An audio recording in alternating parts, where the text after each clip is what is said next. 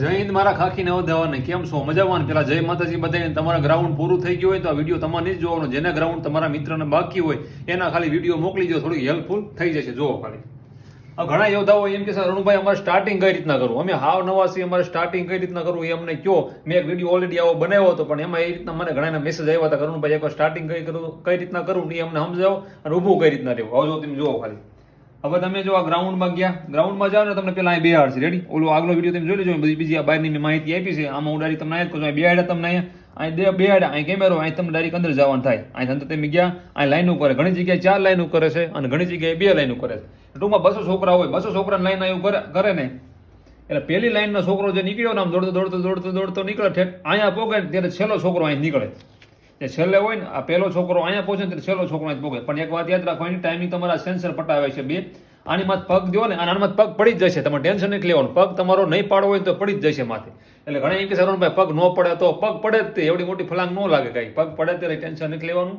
અને આની માથે પગ દઈને તમારે આમ અહીંયા પગ દો ને ત્યારે તમારો ટાઈમ ટૂંકમાં ચાલુ થાય. અને મેન વસ્તુ એ છે કે અહીંયા જુઓ તમે, અહીંયા તમારે કોઈ જોડે ભટકાવવાનું નથી.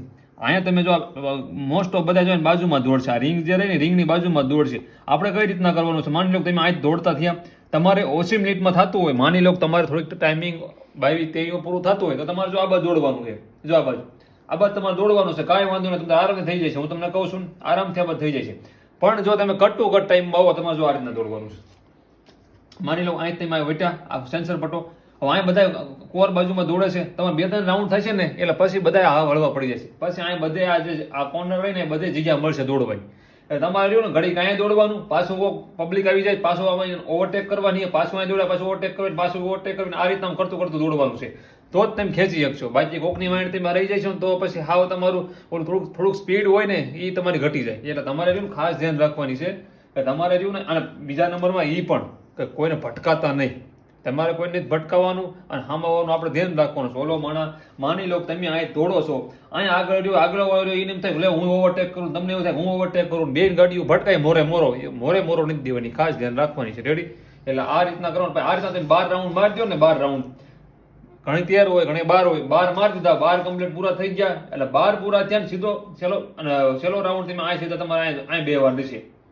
એટલે મારું એવું કહેવાનું છે, અહીંયા સાહેબ ઉભાઈ છે ઘણા ત્યાં અરુણભાઈ અમારે ક્યાં સેન્સર પટો વટવો જ પડશે, પણ એ તમારે વટવાનો જ છે. તમારે અહીં બેવાનું છે, અહીં દેખાય તમને અહીં બેવાનું છે.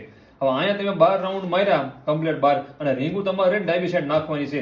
માની લો પહેલો રાઉન્ડ તમારે ચાલુ થયો એટલે રીંગું કાઢવાની નથી. એક પહેલો રાઉન્ડ આખો પૂરો કરીને આવો ત્યારે અહીંયા તમારે રીંગ કાઢવાની છે. ખાસ ધ્યાન રાખજો, ભૂલાય નહીં. ઘણા ભૂલી જાય છે રાઉન્ડ અને રીંગું કાઢતા ભૂલી જાય છે. એ વાતની ખાસ ધ્યાન રાખવું. આ રીતના 12 રાઉન્ડ પૂરો થાય, છેલ્લે રીંગ કાઢી અને રાઉન્ડ પૂરા થયા અને સીધું તમારે અહીંયા બેસી જવાનું. જો આ ફ્લો દો ને આમાં બી તમારે બોલ છે એ પાસ થયા ફેલ થયા. જય માતાજી. મોકલો ખાકીના યોદ્ધાઓ.